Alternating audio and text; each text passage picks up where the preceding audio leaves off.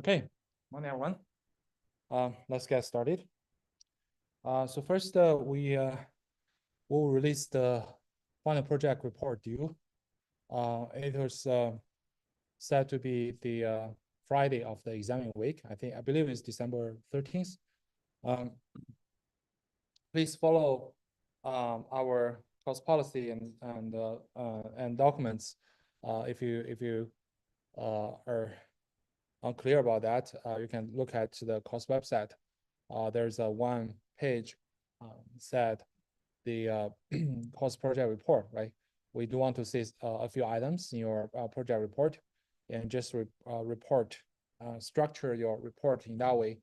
I mean, if you cover all the points, you'll get full grade. Don't worry that if your algorithm doesn't work well or your research looks like failed, it's fine. It's just some kind of a project to give you some like practical experience. It doesn't require you must be able to generate a paper or whatever, right? But what we really look at is, okay, in your report you should report this one, this one, this one, and following the structure we requested, and we're pretty generous about the grade. But again, please do not wait until the last minute to finish the report and then ask for the extension, because it's the end of the semester. It's very hard to do any assignment or project report extension, because we do have like hard requirement to integrate all the grades together and upload to registrar office. They won't give us the extension. So yeah, but we as we discussed, like, because it's not like toward end of semester, we'll keep reminding everyone looking at those stuff and look at the deadlines to make sure like you will earn as many credits as you can. We don't want anyone to, lose any points which are not supposed to be lost. Okay. Any question? Okay, so let us continue with neural networks.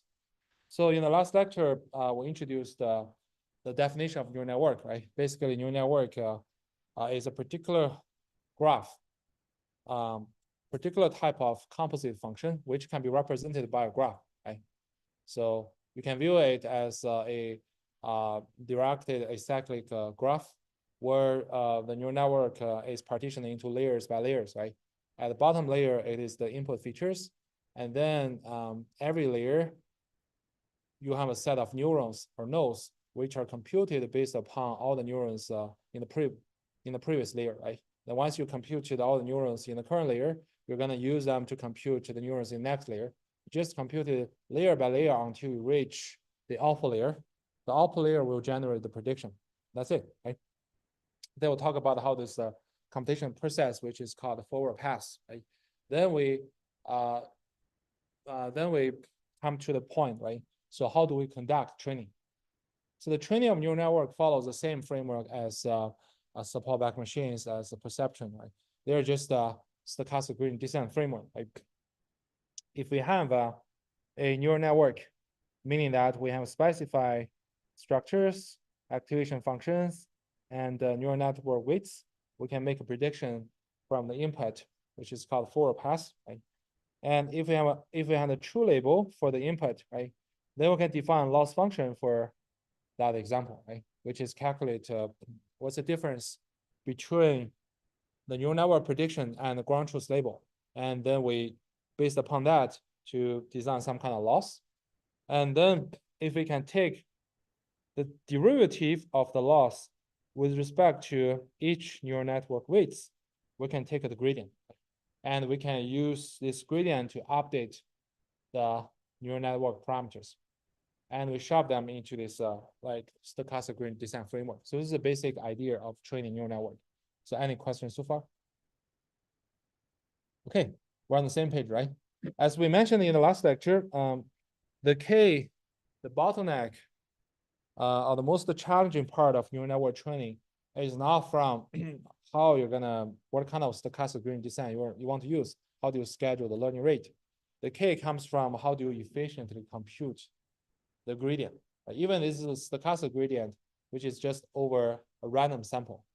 But calculation, the full gradient for all the neural network weights is never an easy thing because modern neural networks are very, very large, right? It's pretty uncommon. It's pretty common that you have like millions or even billions of parameters. Even for one example, imagine that you're going to compute a 1 billion dimensional gradient vector. As this is like not an easy job, right? If you do it very inefficient, that means like even computing stochastic gradient over one example will be very costly. Not to mention that in the big data, right, you're gonna have like millions and millions of training examples. So the remaining topic about neural network is how to address this gradient computation issue, namely backpropagation. So that's the key technique of key training technique for neural network. Right? So what is backpropagation? Right?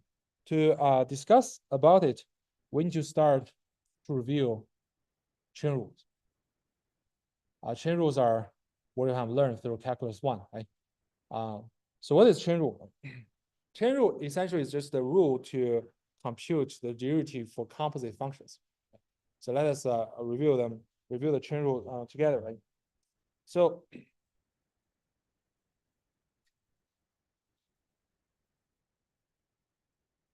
suppose z is a function of y, and y is a function of x. So obviously z is also a function of x. Z is actually a composite function, right? So then we got a question, right? How do you compute the derivative of z with respect to x? Partial z or partial x. So following the chain rule, right? If we just use chain rule as some kind of formula, right? So we know that partial z over partial x equals to partial z over partial y. Remember, z is a function of y is a function of x, right? Times partial y over partial x, right? This is how we apply the chain rule to compute the partial derivative. But we want to visualize this computational procedure. Why? Because later you will see that in the neural network domain, every neuron can be viewed as composite of other functions, right? Of other neurons, right? There is a very complex dependency graph between those neurons and nodes. Right? So when we revisit chain rule, let us first build up some visualization over that to help us understand. Right? So we can use a node to represent each variable, right? So we got 3 variables here in our context. We have x, y, and z. Right? So x, y, and z. Right? And then if there is a functional dependency between 2 variables, we're gonna draw an edge. Right? So as we mentioned, right, z is a function of y. So that means between z and y, there is a function dependency. Right? So z is a function of y, so we're gonna draw an edge from y to z. Does it make sense? Right? And then y is a function of x. So between y and x, there's a function of dependency. Right? Y is output, x is input. So we're going to draw an edge from x to y, right? From function input to function output. So now we have constructed a function dependency graph. Right? Now associated with each edge, we're going to attach a partial derivative, which is a partial output over partial input. So you see on this edge, this is regarding the fact that z is a function of y, right? Z is output, y is input. So on this edge, we're going to attach partial z over partial y. Does it make sense? Partial destination over partial source. Right? And similarly, on the second edge here, which is pointing from x to y, right? So they represent the fact that y is a function of x, y is output, x is input. So on this edge, we're going to attach partial y or partial x.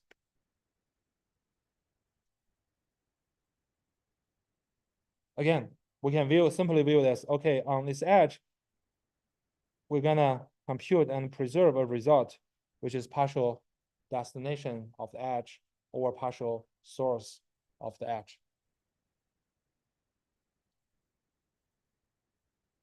Any question? Everyone's comfortable? Okay, so now, if you want to compute the partial z or partial x, right? And from the graph, it is equivalent to finding all the path from x to z, right? So there is only one path, which is starting from x to y and y to z, right? So, and then we just need to multiply the partial derivatives along this path.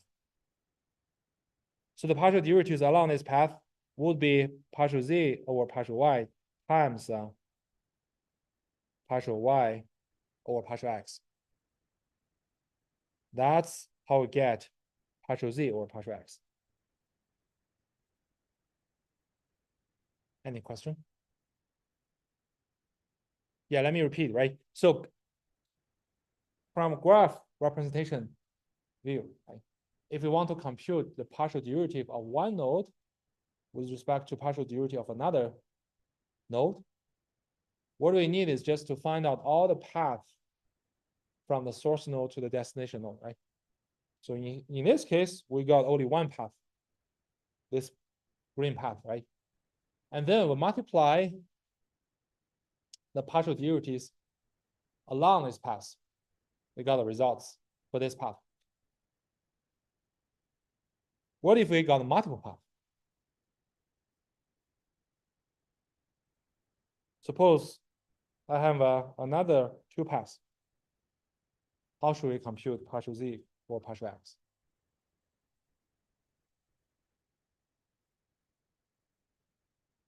Any thought?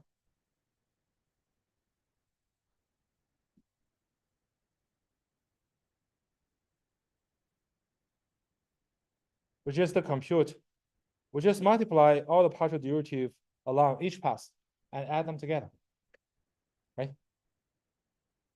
So now let us look at the example here, right? So this is a little bit more complicated dependency graph, right? It expresses the fact that z is a function of y1 and y2. And y1 and y2 are both functions of x. So if you write down the dependency graph, right, we know that z is a function of y1, so y1 connecting to z, right? Z is a function of y2, so y2 connecting to z. Both y1 and y2 are functions of x, so x connecting to both y1 and y2. And again, associated with each edge, we're gonna attach a partial derivative, right? Partial y, partial z, or partial y1 here, partial z, or partial y2 here, partial y1 or partial x here, partial y2 or partial x here, right? So now, if we want to compute partial z or partial x, what shall we do?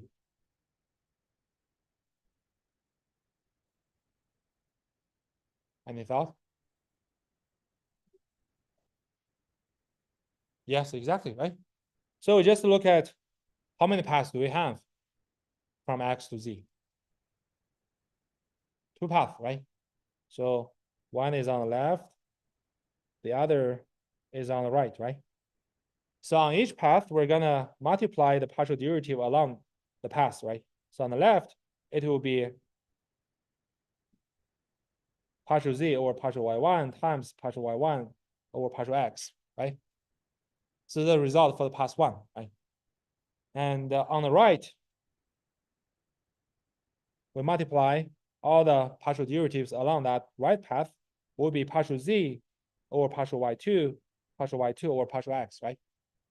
And then we add them together. We got partial z over partial x, the full result. Does it make sense? Right? This is just a visualization of the chain rule we have learned from calculus 1 or calculus 2.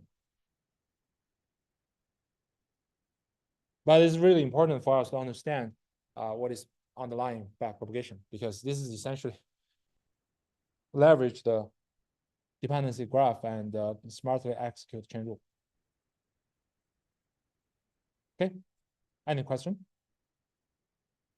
Okay, great. Like in general, suppose z is a function of like n variables, so y1, so yn, right? And each of this yn is a function of x. So you see that from x to z, you got n path, right? And now when you compute partial z or partial x, you're gonna need to enumerate every path, multiply the partial derivative along that path, and then add up all the results together. Okay. So now let us first use a very naive way to compute the gradient for this simple neural network with respect to their parameters. Right? Then we'll try to summarize some like rules, common rules, and efficient computational techniques. So here, let us assume we use square laws. So basically, your prediction is y, right? And your ground truth is y star. So we use square laws, half of y minus y star take square, right? So here, this box, this dashed box, just include how we compute every neuron, right? So Z1 is computed by a linear combination of the input neurons x0, x1, x2, and through activation function sigma, right? So is the computation for Z2, right? And once Z0, Z1, Z2 are ready, remember Z0 is a constant 1, right? 0 is constant 1. We just do a linear combination to compute the output neuron Y, right? So remember, as we discussed in the last lecture, in the output neuron, it just computed as a linear combination of the neurons from the second last layer, right? We don't do a nonlinear activation. This is just following the tradition. So now let us use this definition, this set of like computation definition to compute the partial derivative of L with respect to those neural network weights. Right.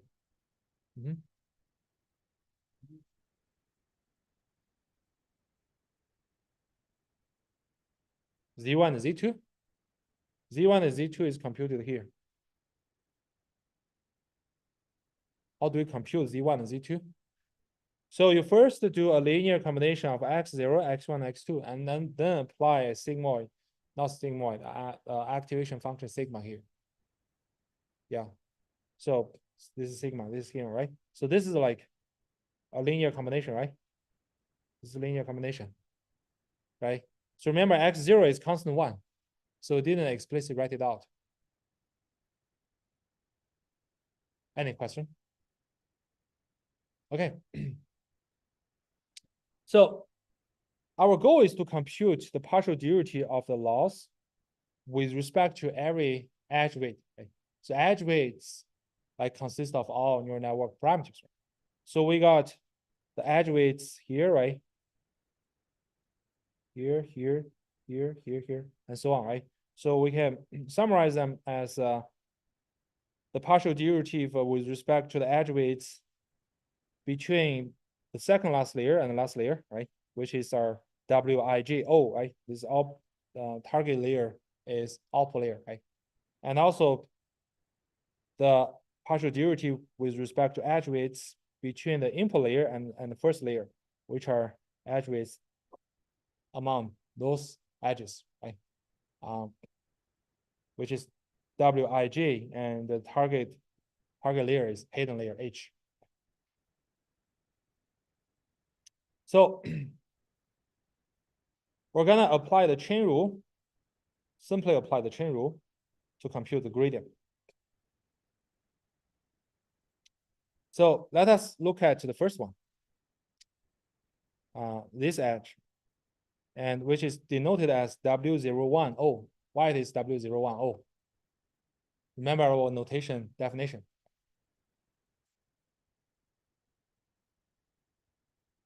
I wouldn't say it's empty node.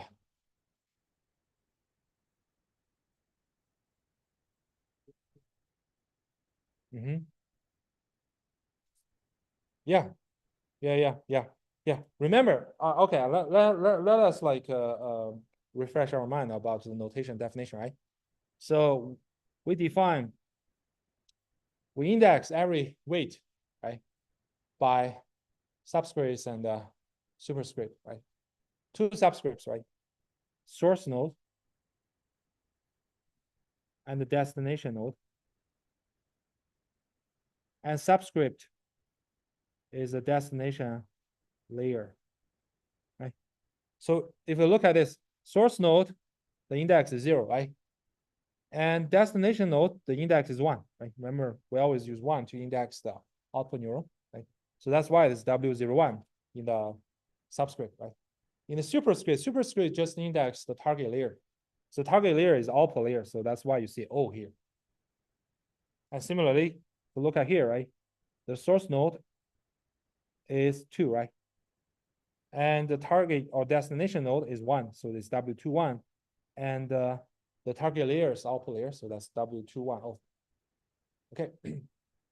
So now let us look at how we compute partial L with respect to W010, right? This particular weight. So according to chain rule, we know L, the loss, is a function of Y, the function of output neuron. And the computation of Y, output neuron here, is just a linear combination of Z0, Z1, and Z2, where W010 is just the weight for Z0. Remember, Z0 is 1. Thus, that encodes the relationship between Y and the weights in this section, right? And then we can just apply the chain rule, right? L is a function of Y is a function of W010, right? So you just apply it. So partial L over partial Y times partial Y over partial W010. Any question? Okay, so the first one, because it's square loss, right? Here, right? Partial L over partial Y is straightforward. It's just the Y subtracted by Y star. Okay. So the second one, what is the second one? What is partial Y over partial W010? I heard. It's simply 1, right? Here, look at here. Partial Y over partial W010 is simply 1. Right? So we finished the computation of our first partial derivative, right? Which is partial L over partial Y times partial Y over W010. Any question? Okay, great. So now let us look at the second weight. Right? This weight is on edge connecting Z1 to the output neuron Y. Right? That's why it is denoted as W110, right? Source node index is 1, target node index is 1, and target layer, output layer. Right? So how do we compute partial L over partial W110? Anyone give me a hint?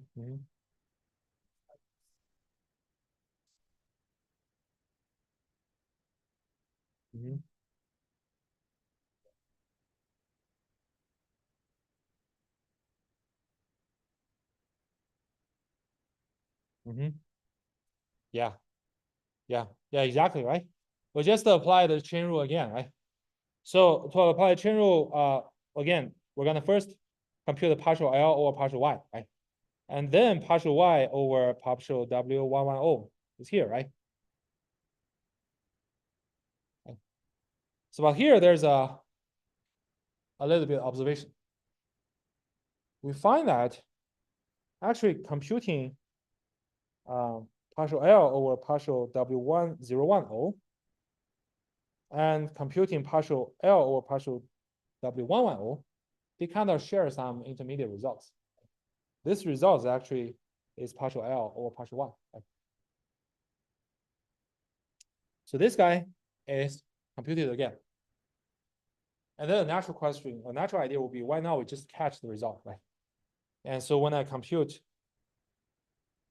when I meet it again, I just read it, right? I don't need to compute repeat the computation, right? So the only difference is the second derivative, right? Partial Y over partial W11O, which according to the relationship between Y and Z0 through Z2 is Z1, right?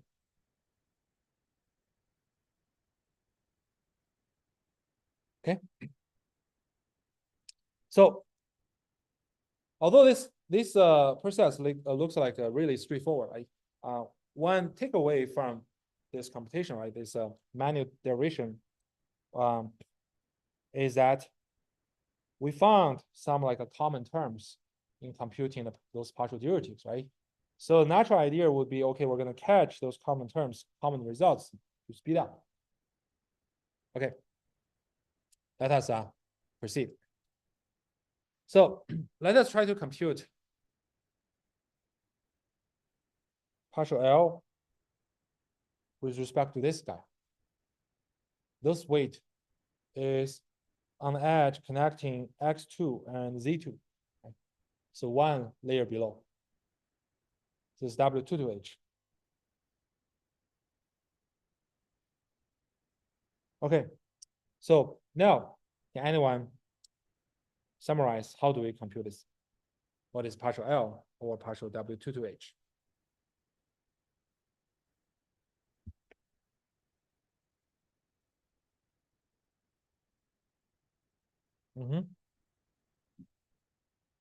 And then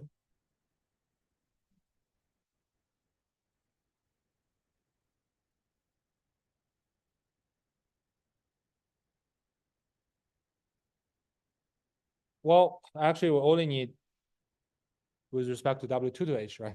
This is our target, right? And actually, the relationship is here, right? Z2 and W2 to H, right? Okay, so okay, that's very good, right? So let us try to write out everything, right? Okay. Again, we can apply the chain rule procedure, right? You want to leverage the similar process as we did, right? To be convenient. So if you want to compute partial L over partial W2 to H, right? According to the chain rule, because L is just a direct function of Y, right? So it is equivalent to first computing partial L or partial Y, and then do the partial Y over partial W2 to H, right? So just come here, right? And then according to our neural network definition, we know that Y is a direct function of Z0, Z1, and Z2, right?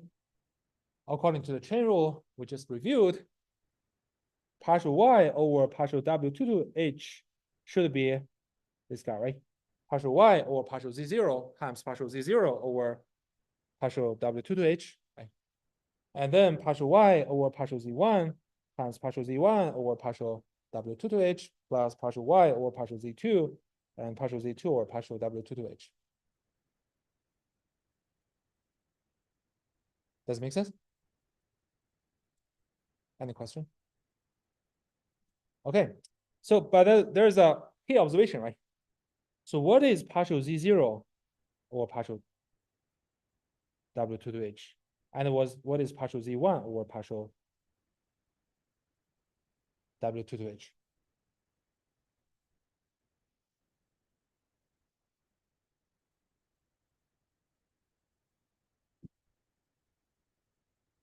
Yeah, is on this edge, right? And this edge are connecting from X2 to Z2.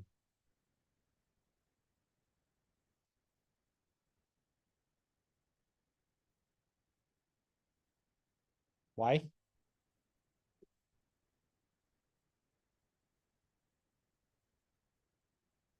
Yeah, exactly, right? This is a very important observation. So both partial Z0 over partial W22H and partial Z1 over partial W22H should be 0. Why? Because Z0 and Z1 have nothing to do with W22H, right? From the graph representation, you see that there's not any edge from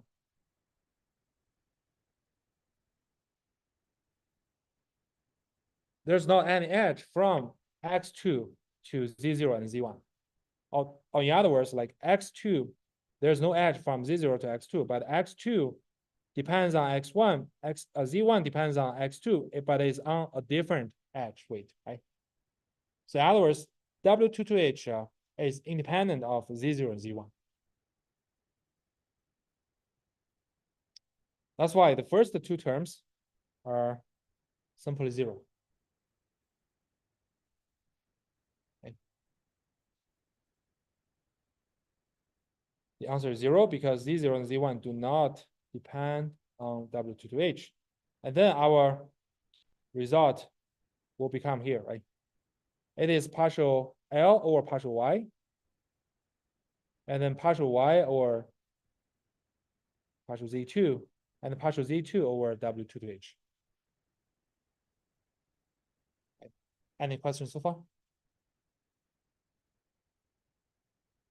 Okay, so let us address those three terms one by one, right?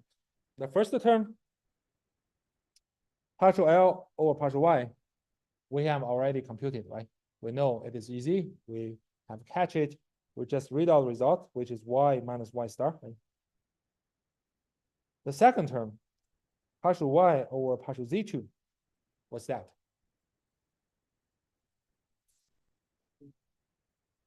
Yes, right? We should leverage the definition of neural network, right? We know Y equals to this guy, right? Is a Z0, Z1, Z2, a linear combination, right? So if we compute partial Y over partial Z2, we just read out the weight of Z2, which is W210, right? Okay, the third term is partial Z2 over partial W22H. How do we compute that?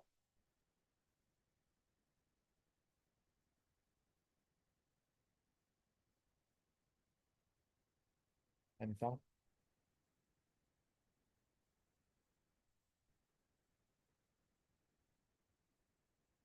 Why is that two?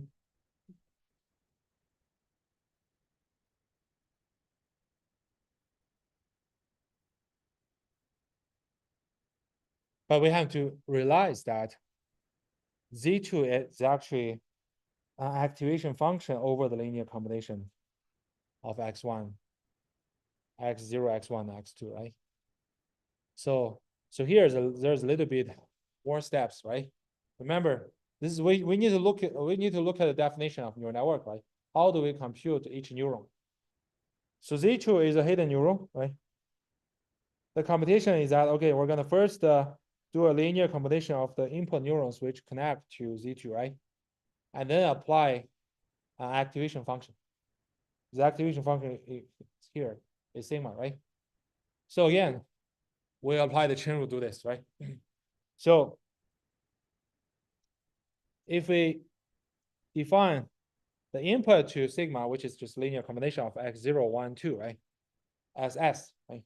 So partial Z2 over partial W22H equals to a partial sigma, the activation function, over partial S.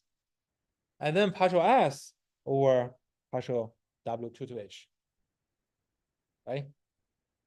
And S is actually the real linear combination of these input neurons, right? So it's fairly easy to see partial S over partial W22H, which is X2, right? Which is X2. So the remaining thing is about how to compute the partial derivative of the activation function with respect to its input, right?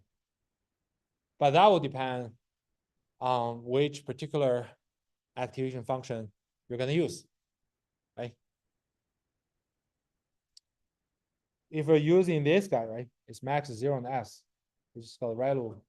How do we compute that?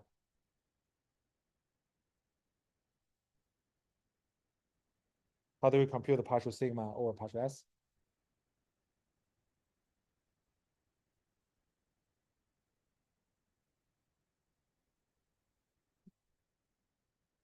Mm-hmm.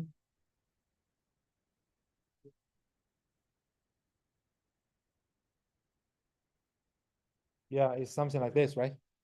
So if you could recall, we have discussed about that, right? This is and regularly speaking, this is not a differentiable function, but we can use subgradient, right? And this is like hinge loss. We can compute the subgradient for this activation, right? So you can see, okay, if it is less than 0, S is less than 0, probably, sorry, I'm gonna use this one. Right? If it is bigger than 0, I'm gonna use this one, right? So that's the idea. Yeah, that's ReLU. It's not same. Oh yeah, same like ReLU, yeah.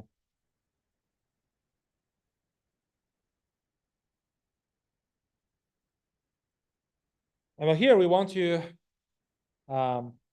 think about the details about the sigmoid activation function, which is pretty commonly used, right? So sigmoid activation is defined as 1 over 1 plus e to minus s.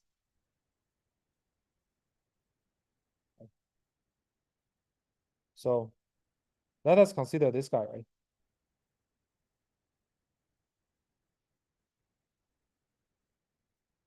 How do we compute d sigma over ds?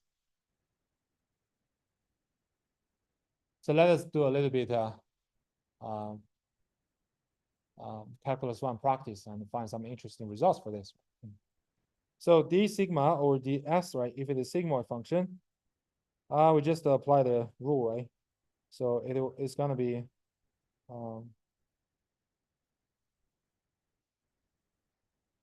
square.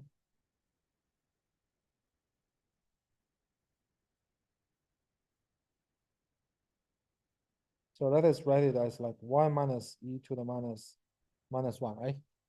When we apply the chain rule, it is minus 1 times 1 plus e to the minus s minus 2. And then take the derivative over e to the minus s, right? Which is simply minus e to minus s, right? So you got this minus and this minus just cancel out, right? So now if you write it down, it will be e to the minus s over 1 plus e to the minus s square, right? Right. Okay, so one interesting fact, right? Don't just stop here, right?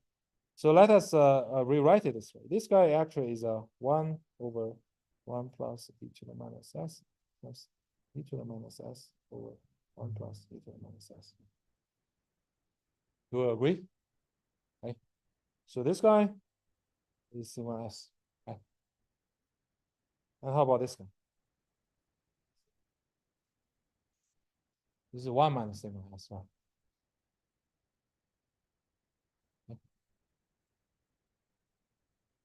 So what we can observe is that d sigma or ds is actually sigma times 1 minus sigma. It is a very commonly used fact.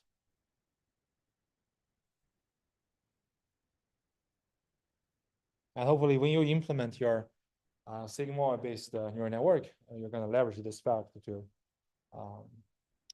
ease your implementation, right?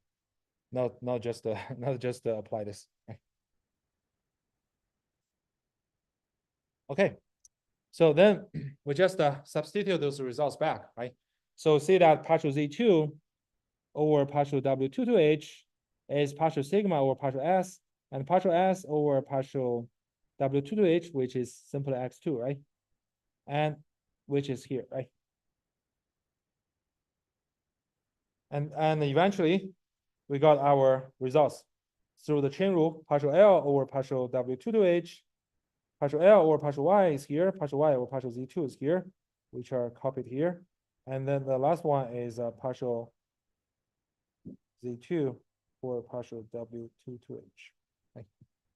Then we finish the computation for the gradient with respect to this particular edge weight. Right? And similar computation process can be applied to all the weights along the edges connecting input neurons to hidden neurons. Any questions so far? Okay. So now let us try to, because we have practiced a lot, right? We have practiced a lot. Let us try to summarize some kind of common rules to do this, right? To do this systematically. After all, given a super large neural network, we don't want to manually calculate the partial derivative for every weight, right? We want to write a program, or we want to write a code to do this systematically, automatically, right? So basically from our computation of partial L over partial W22H, right? So we're actually looking for a path. This path comes from the output neuron to the destination node, this edge weight whose edge points to, right? This destination node is actually Z2. Right? And we find out this path actually is just the Y and Z2, right? Marked as yellow. Right? And of course, because the output Y will be further used to compute the loss, right? So we can add a virtual node. We can add a virtual node. Sorry. Which is L, right? And the output neuron is fed into L computation to compute the loss L, right? So if you look at pathwise, right? Actually, from the destination node, the edge W22H stays on pointing to, right? Which is Z2 to the loss node L. There is only one path, right? Which is from L, Y, and Z2. Right? And our calculation essentially is just to multiply the partial derivative along this path. Does it make sense? Right? So if you look at here, right? The very first node, the virtual node on the very top, right, is L, right? So between L and Y, we got this partial derivative, partial L over partial Y, right? And now let us look at Y, Z2, this edge, right?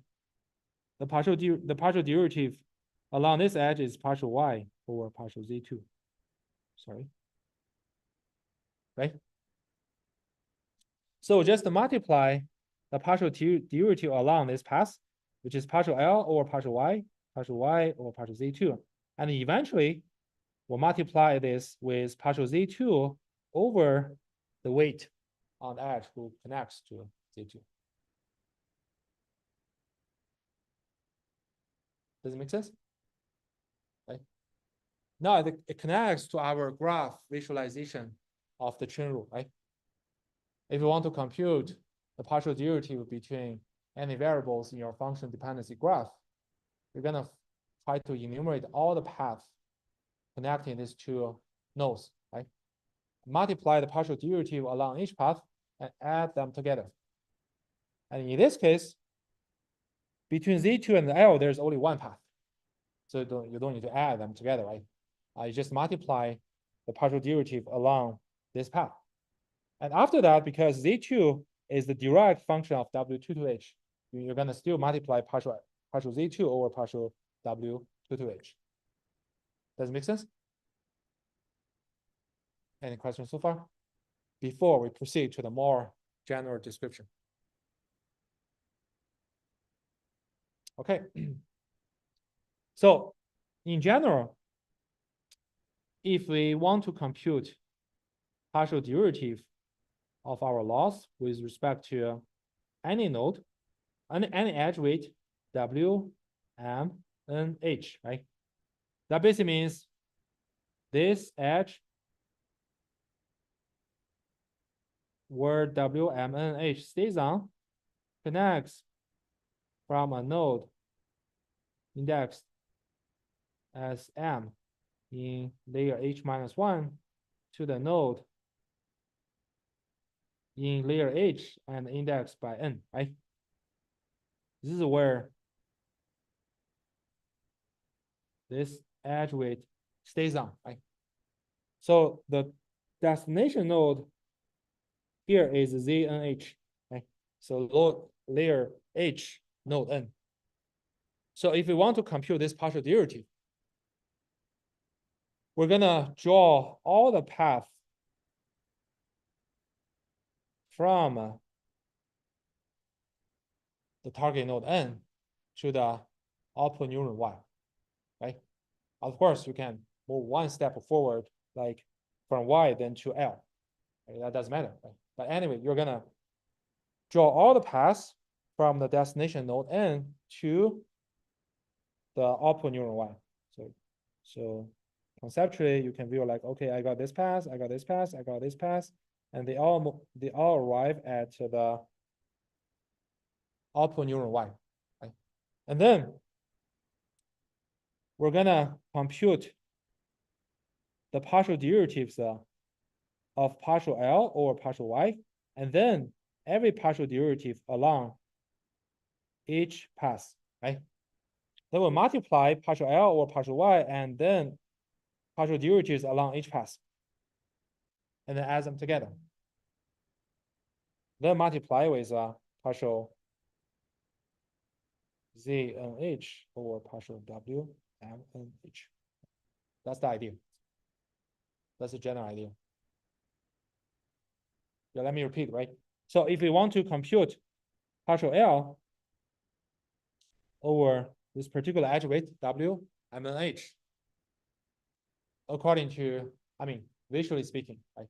Visually speaking, we're gonna, starting from ZNH, the node N in layer H, which is the destination node, the edge pointing to, right? Connects to, right? We're gonna find all the paths from this node to the output neuron, and then to the loss L, right? And then for every path, we're gonna compute the product of the partial derivative along that path. Then multiply with partial destination node over the edge, right? And now you just add the results pathwise. You got the final full partial derivative of partial L over partial WMNH.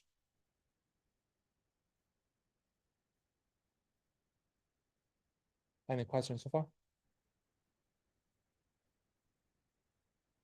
Okay, so let us give a general description, right? In general,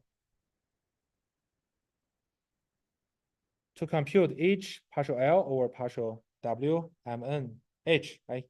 So H is the layer number where the edge points to, right? The target layer number. So WMNH actually is on the edge connecting from ZM H minus 1, right? M means the source node index. H minus 1 means one layer below the target layer H. To ZNH, N is the destination node and target layer H, right?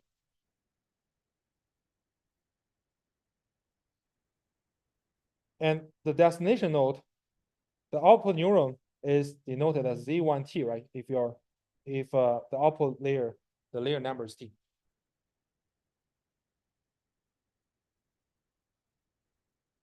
And then if you want to compute the partial L over partial WMNH, this is the whole procedure. we're gonna initialize partial L over partial W M and H as 0. Then we find all the paths from Z and H, namely the target node to the output neuron Y. And we go through every path, which we denote as S, right? We look at every node Z in S. We compute the partial derivative of this parent over Z. That is just the partial derivative on the edge, right? On each edge of that path. Right? Then we compute partial L over partial Y. Then we multiply all the partial derivatives along the path S to obtain one result, which we call G of S. Right? And then we add G of S into the partial derivative. We go over every path, we add them all together, we got our final partial derivatives. Right, that's the general procedure to compute the partial derivative of the loss with respect to every edge weight. Is there any question? Yeah, if it sounds a little bit abstractive, let us try to do some concrete example, right? That will make everybody feel much more comfortable. Okay. So this is WMNH, right? From the algorithm we have shown, right? Let us assume we have like 3 paths from Z and H to the output neuron, right? So the first pass could be here.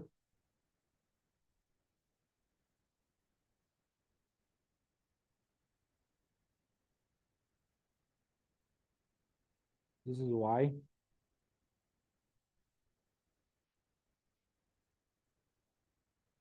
The second pass could be here. The third pass could be here. Okay. And for convenience, I just randomly put the index. So I put it here, like Z0, Z1, and Z2. And, to be clear, I put Y here, right? So see, there are 3 paths from the destination node, Z1H, to the output neuron, right? And of course, the output neuron will be fed into the computation of the loss. So I can add a virtual node here. L, right? So according to this algorithm, we're going to enumerate every path, right? And then multiply the partial derivative along each path to get one part of the partial derivative. We just add results along every path together to get a full partial derivative result, right? So let us just do it, right? So, for the first pass will be this one, right? Right? So let's just try to write down the partial derivatives along this path, right? So it will be partial L or partial Y times partial Y over partial Z1 times partial Z1 over partial Z0 times, and here we arrive at Z and H, right? And then we need to time it with multiply with partial Z and H over the weight we want to compute the partial derivative, right? So this is one path result. Does it make sense? Right? So then let us look at the second path, right? The second path is here, right? So we just as the product along the second path, starting from L, right? Partial L over partial Y over partial Z1, and then partial Z1 over partial W Z, N, H, right? Oh, yeah. Thank you. Yeah, I just found it. Exactly. I forgot. Should we put it here? Yeah, in the first pass, I forgot Z0 to ZNH. I forgot to put this partial derivative. Okay, let's back to the second pass in the middle, right? This pink one, right? So from L to Y, this partial derivative is partial L over partial Y. From Y to Z1, it's a partial Y over partial Z1. From Z1 to ZNH, partial Z1 over ZNH, right? Then eventually we still need to multiply partial ZNH over our target weight, right? Which is partial Z and H over partial W M N H, right? And third pass, right?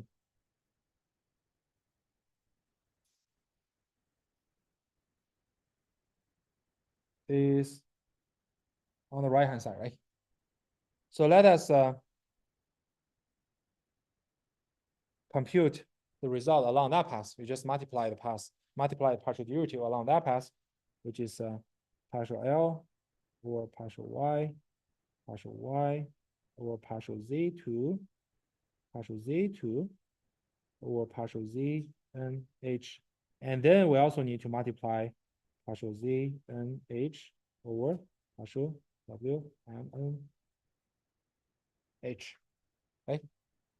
So now we have go over all the paths and we aggregate number of results. By adding them together, we got our partial L or partial W M N H.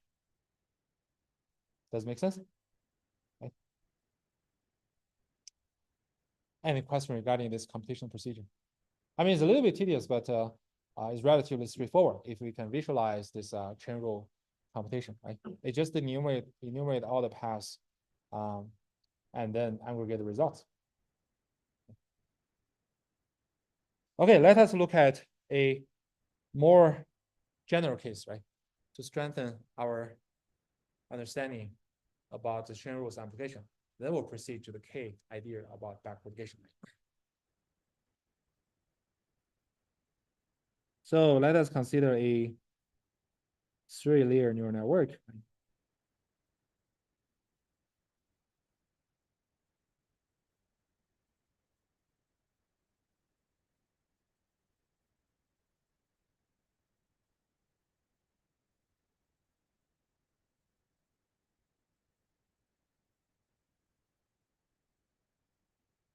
This is x0, x1, x2, z10, z11,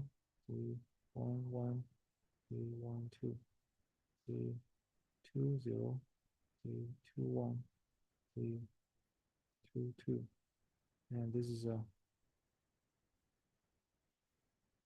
y, and it's fully connected.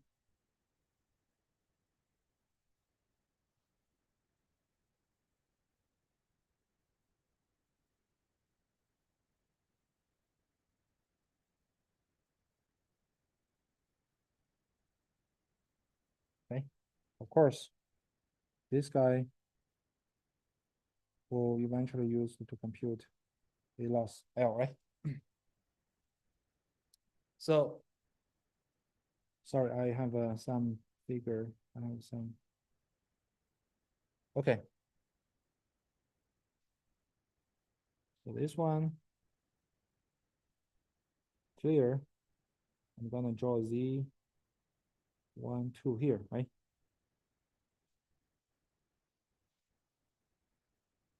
Okay. So let us do some a little bit complex thing, right? So let us try to compute the edge weight here, right? This, according to our notation definition, it should be W1, 1, 1, right?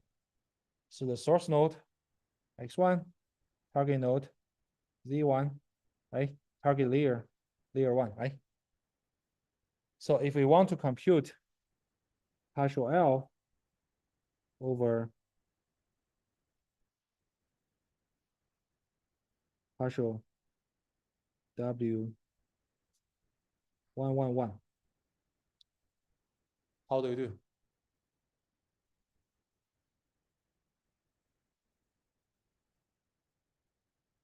Well, according to, yeah, you just need to find the path, right?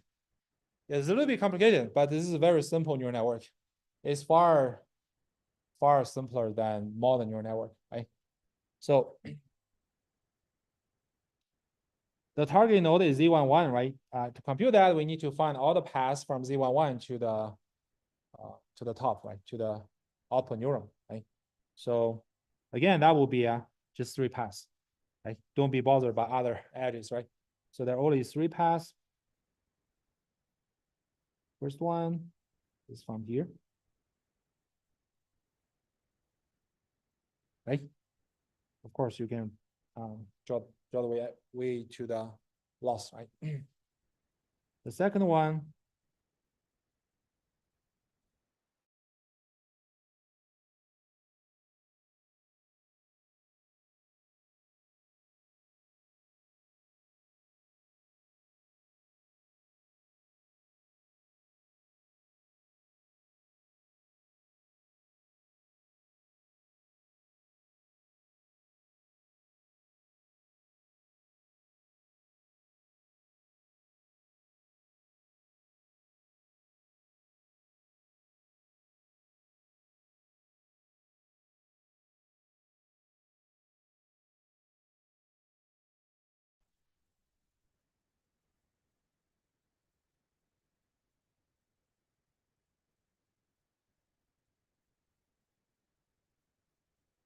I don't know why Zoom lost.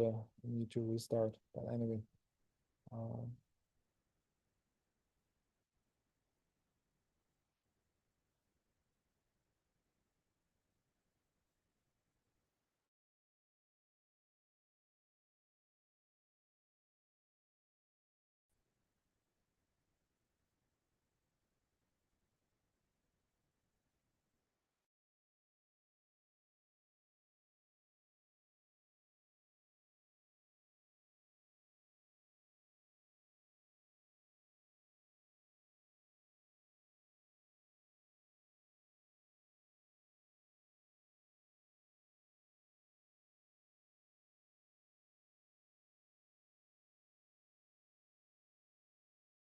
Z02 over partial Z11, and of course you need to multiply with partial Z11 over partial W111, right?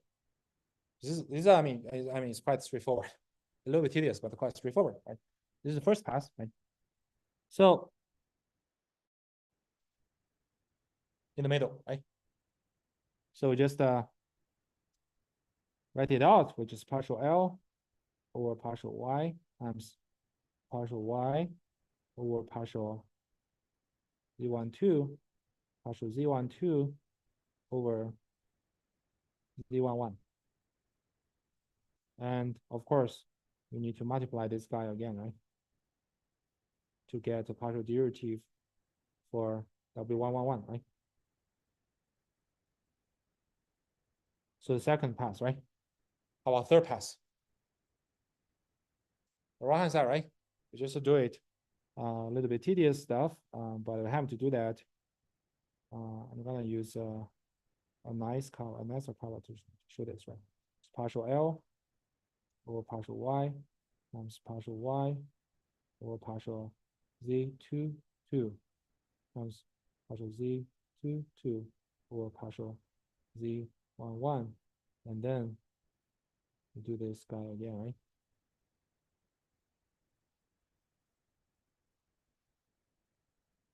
right? Right? Mm-hmm.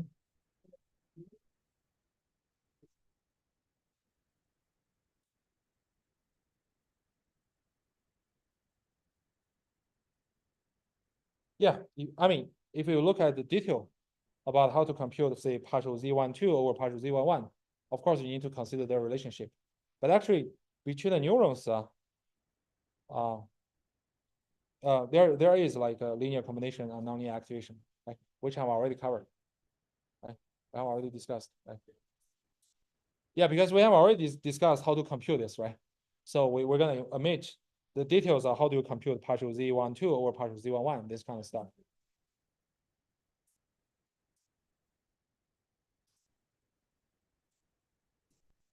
Yeah. Here we'll just compute how we'll just talk about how are we gonna efficiently compute all this, right? Okay. So now we just enumerate all three paths, add them together, following the algorithm we have mentioned, right? We're able to compute the partial L over partial W111, right?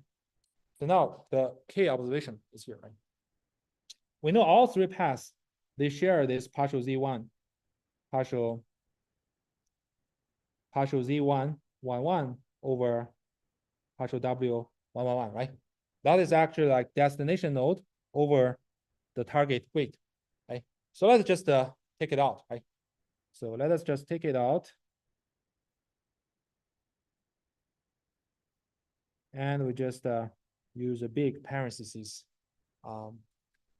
adds up all the results along each path, right? Then multiply this common factor, right? Now I want to ask, what does this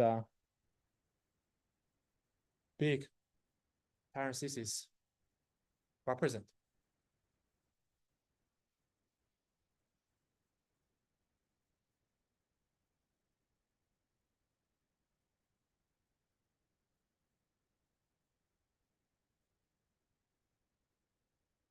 Yeah, but I want to say like, look, those big parentheses actually summarize the result from three paths, right? And when we add them together as a whole, what does it represent?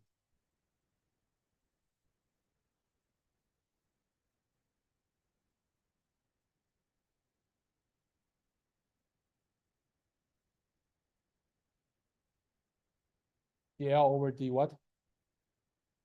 Yes, exactly, right? That's the key observation. So basically, yeah, we do a lot of busy stuff, right? And we put all them together, add them together. We have end up with a partial derivative of L with respect to its parent node Z11. That's it, right? Does it make sense? Right? According to the definition of chain rule, it is partial L or partial Z11, right? You're essentially connecting Z11 to L from all possible cases. You got three passes, and you just multiply partial derivatives along each pass and add them together, right? So what kind of insight does it tell us? If we look at the computation of another edge weight pointing to Z11, like say this guy, right? This guy should be W011, right?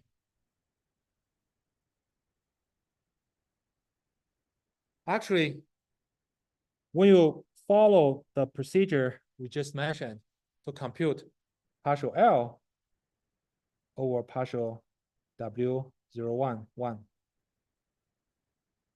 you can still look at all the passes from Z11 to Y and to L, right? And then multiply them all together, add them together, and then multiply partial L, partial Z11 over partial W011, right? So you see that actually this path computation is repeated.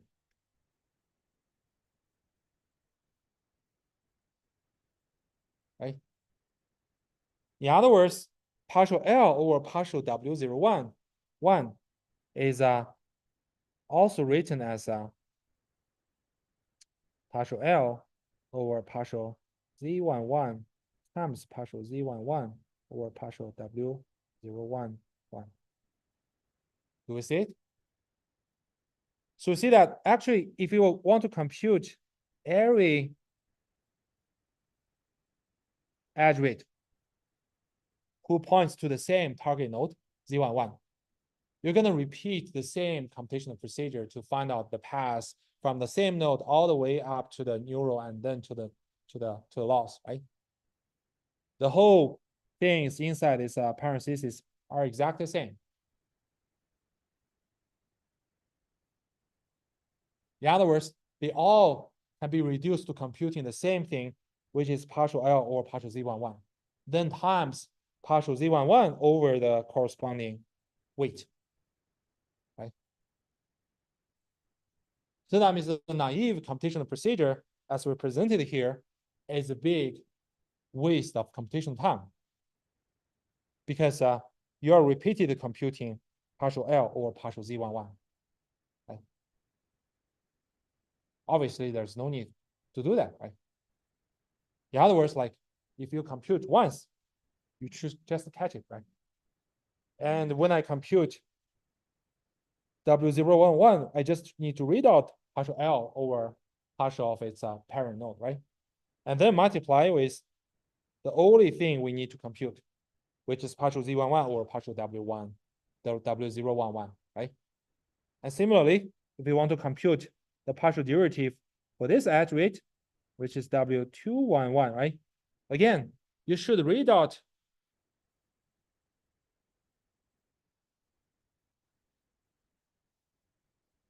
partial L or partial Z11 is parent node or target node again. And then only calculate the things you have to calculate, which is partial Z11 or this particular weight, partial 1, right? You shouldn't like repeatedly computing, enumerate all the paths all the way up to the neural output neuron and then to the L, right? You should catch them.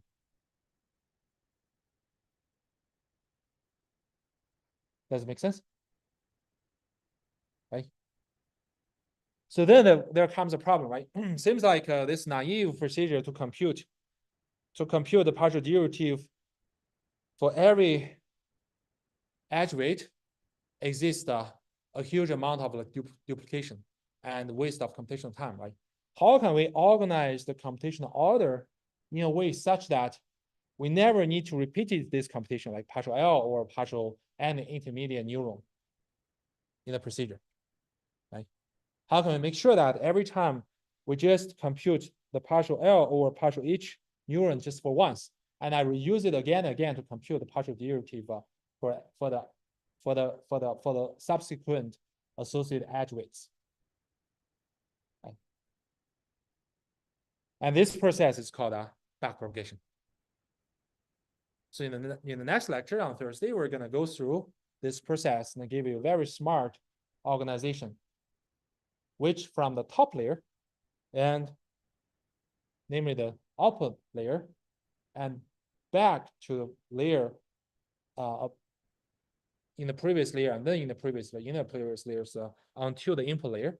And in every layer, we're going to leverage the results from the previous layer to compute partial L over every neuron inside this layer. And once we got the partial derivative with respect to the neuron in each layer, we use that result to compute the partial derivative with respect to the edge weights connecting to each neuron. So this process is called backpropagation. Why? It is from the output layer back toward the input layer.